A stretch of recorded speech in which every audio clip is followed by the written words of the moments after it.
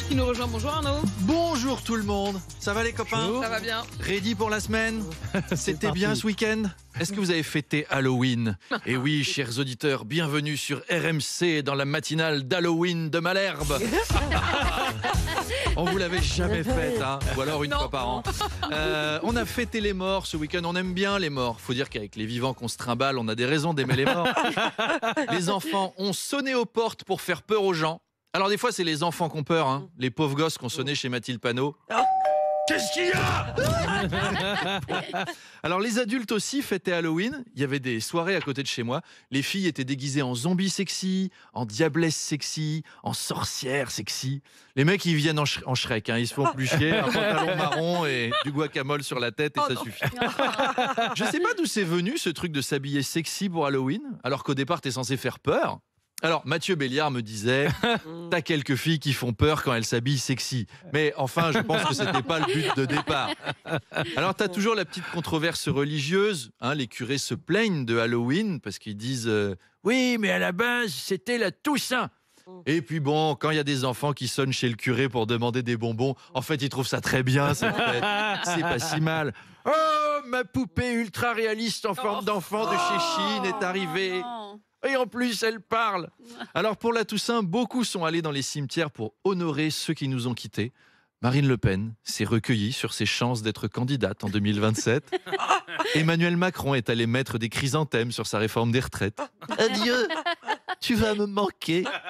Petit ange parti trop tôt.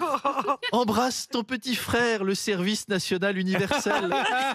Il nous regarde de là-haut. Avec ma popularité et avec François Bayrou.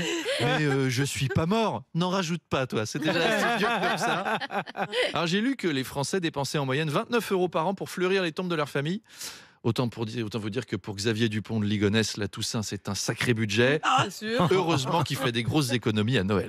Enfin bref, on a joué à un bonbon ou un sort tout le week-end, à part Jordan Bardella, évidemment, qui a passé sa soirée à toquer aux portes des HLM de Seine-Saint-Denis avec un paquet de Haribo à la gélatine de porc en disant « Tu manges un bonbon ou tu sors !» Tu y arrives pas bah, t'as intérêt à avoir quitté le pays avant Halloween 2027 alors. Moi pour Halloween j'ai fait une soirée film d'horreur avec des copains d'RMC. On hésitait entre L'Exorciste et Predator. Et en fait Manu Le Chypre nous a dit on peut pas plutôt regarder la chaîne parlementaire pour voir tous les députés voter plein de taxes. C'est le truc le plus flippant que j'ai vu de toute ma vie. Justement, les députés travaillent toujours sur le budget. Hein. Oui, alors ils ont voté plein de nouvelles taxes, dont j'ai vu ce week-end l'impôt sur la fortune improductive. Alors je suis allé voir les feuilles de présence de certains députés. L'Assemblée pourrait déjà s'appliquer cette règle à elle-même. Oui. Hein. Des députés totalement improductifs qu'on paye une fortune, il y en a. Alors l'impôt sur la fortune improductive, c'est l'impôt sur tout ce qui vaut cher chez toi, mais qui ne produit pas de richesse. Par exemple, les bijoux, les tableaux, les enfants, etc.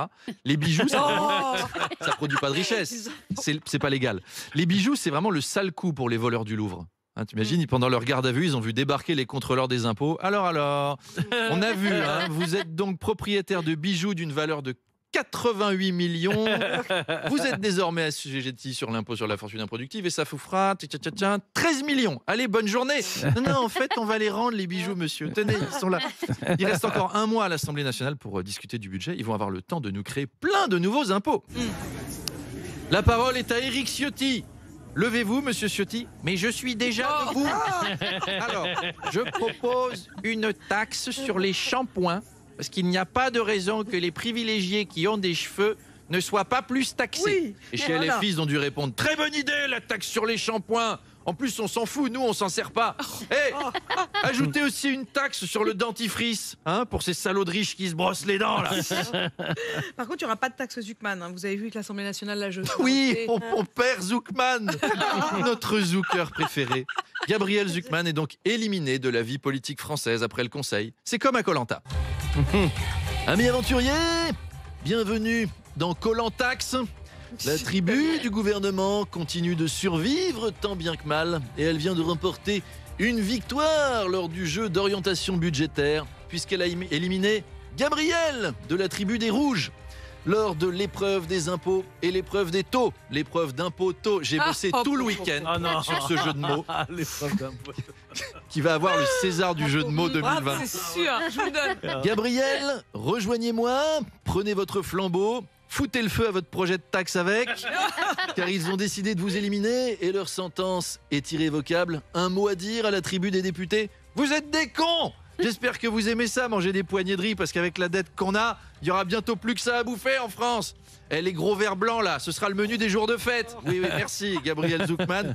Les riches vont vous faire zouker, ils vont vous exploiter. Vous allez passer votre vie à... Voilà, ça nous bandait au nez. Allez, à demain. À demain, Arnaud Demange qu'on retrouve tous les jours à 7h20, à 8h20 et à tout moment en podcast.